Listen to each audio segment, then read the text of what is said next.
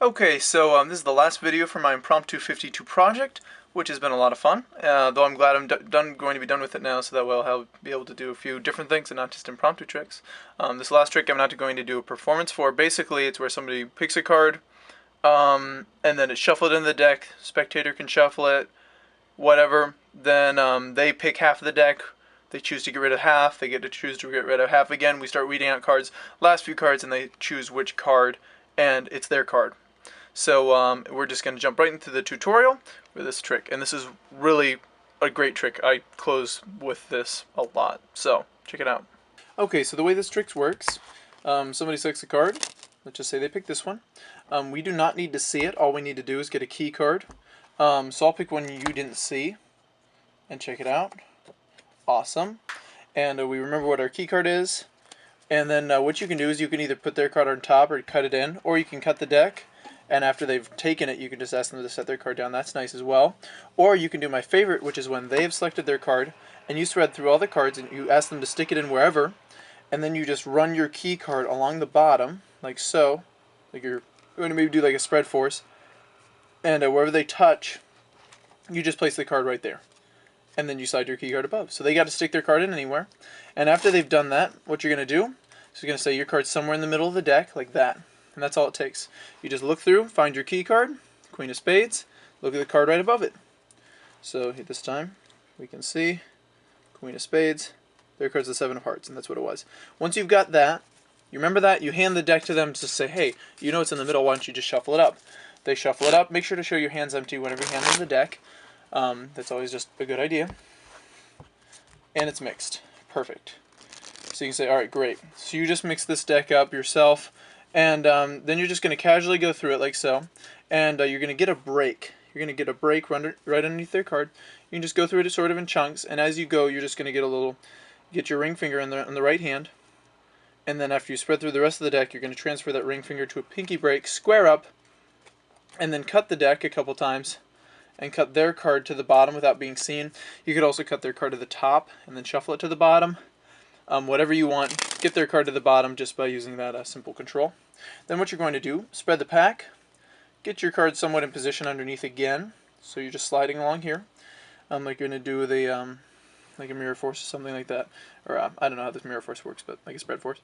And then you can just get the selected card in position right there.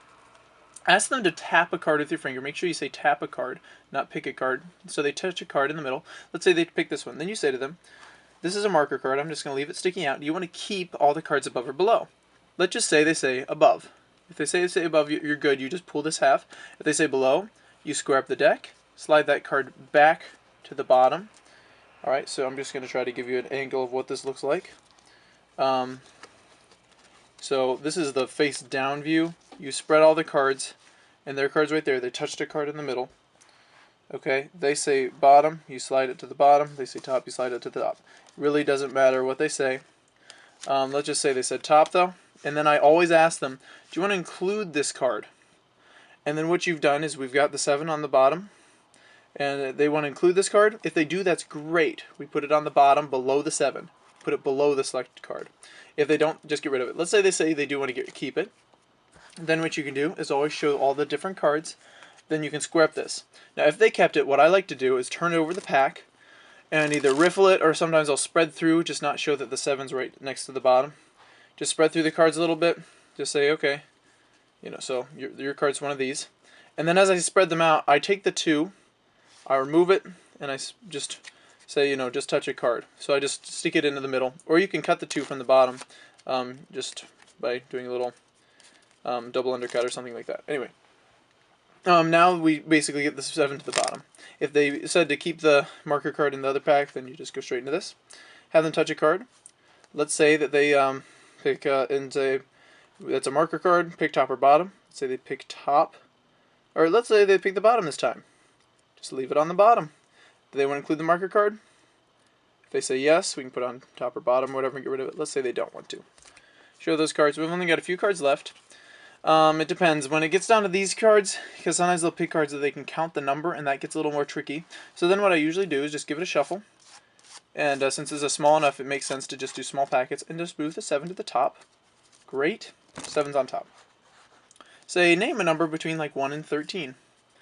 Say they name 5. 1, 2, 3, 4, 5. Show these, and we just keep those 5. And we know that the 7's on the bottom.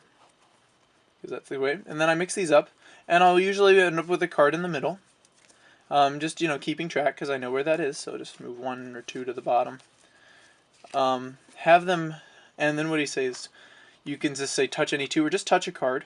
If they touch that 7, if they ever touch that card, you give it to them and say, good, you found your card. But this is doing a magician's choice, basically.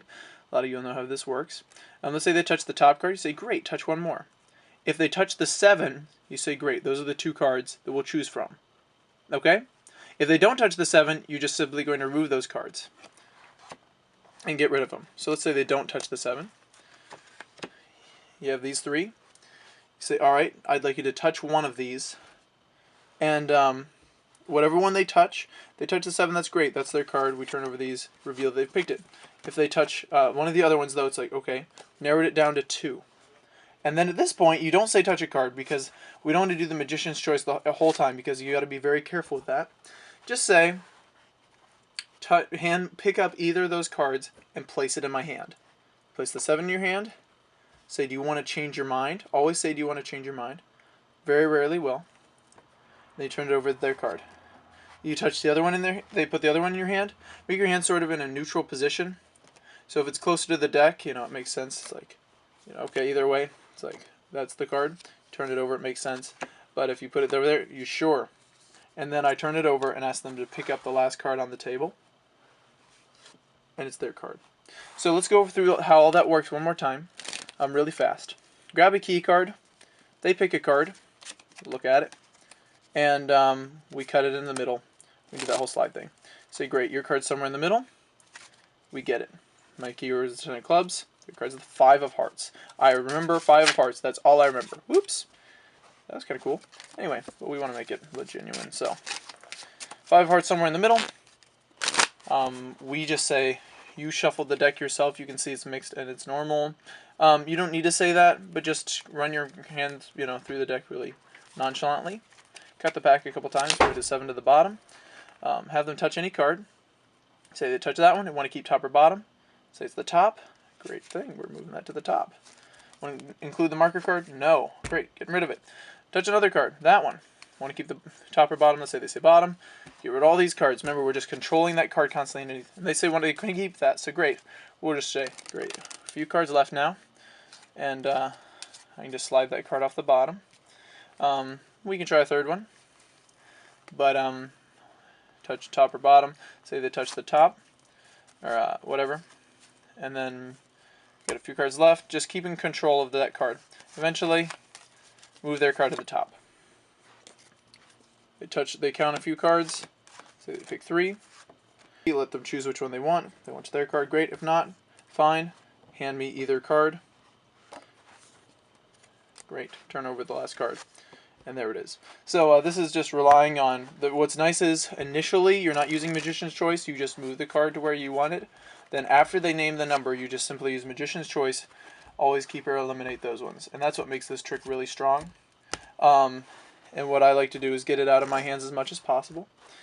One more real quick story for the night. I have something of a reputation at my college for doing magic, and so somebody asked me to do some magic tricks. So I carry a deck of cards with me, so I pulled it out, but he had his own deck. So I go, okay, awesome, let's do it. So it was a Duck Dynasty deck. It couldn't fan at all, but spring cuts, they were okay. So I was like, all right, let's go for it. It was one way, but kind of an interesting situation. So I started out with one of the tricks I've taught, where you put a little crimp in the card and have them shuffle it. I wasn't planning on doing that, but I originally just controlled the card at the bottom. One of the people asked to shuffle it, and I really like it when you can be challenged and you can meet it. I don't like hecklers, but if somebody's being pretty reasonable and he's going to play in my rules, if I allow them to do that.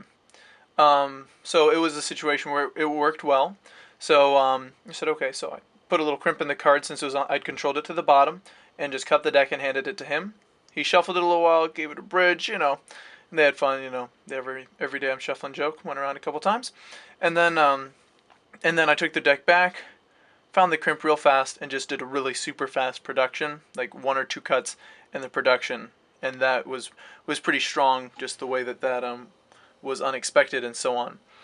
So that way, and one of the guy who had the deck said he did a few card tricks. So I was like, okay, need to something a little more off book. I'm not going to be doing any counting or key cards or anything like that, which I don't always do.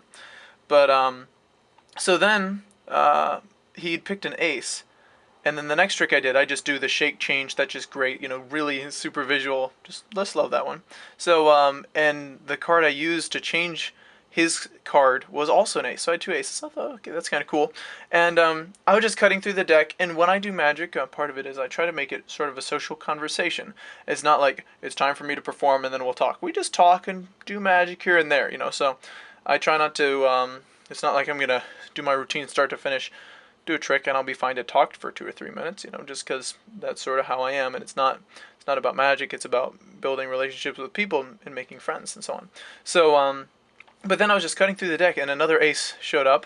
I do a lot of these kind of scissor type cuts, and another ace. So I just controlled it to the top, cut a few more times. There's another ace. At this point, I had all 4 aces. Perfect. So I said, well, we'll try something. Got down on the floor with the carpet, started doing some more gambler-like shuffles and cuts. Made a first ace production, second one a nice spin-out move. I don't remember what I did for the third, and then the last one just did a quick turn, did a face down, face up in the deck as I spread it for the closer. And that was just a really fun, because what I like about Magic is the challenge of seeing what actually can happen in different organic circumstances. The other day I was walking by, I had like a hymn book in my hand because I was going to go practice piano, and guy's like, hey, do you do Magic? Do one right now. So I did a little riffle mind reading thing I learned ages ago, and it was just on the fly, and it wasn't a great trick. Like, I'm not gonna just say, pull a book out of your bag and I'd do that trick. I just wouldn't really do that. But it was so off the present, it makes it stronger because of the situation it was in. I was doing Magic the other night for some people who were visiting our college. Want them to come, so I'm like, hey, do a little Magic for them. I showed up, I did a few tricks. I did my opener, which just love that one. Look up, just do the opener. That's a great trick. And so I did the opener, which is, it ends with a card appearing in their hands. Card is changed. I finished it and walked away. Just left. And I let them fill in the blanks. Let them create their own reaction instead of me saying, what a great trick. Anyway, so this is my end of my project, Impromptu 52. I had a lot of fun making it. Glad you guys enjoyed it. But I'm going to be going into a little bit more of my routine style and other tricks that I really like and want to see work, and some tricks that take little minor setups, because I did 0 setup for Impromptu 52. Now we can start going into some more things, and hopefully you'll get a little bit more of an idea of what it's like when I do Magic. Anyway, so thanks for watching the video. I hope you use this trick. This is a great closer. Just love it. Anyway, take it easy. Bye.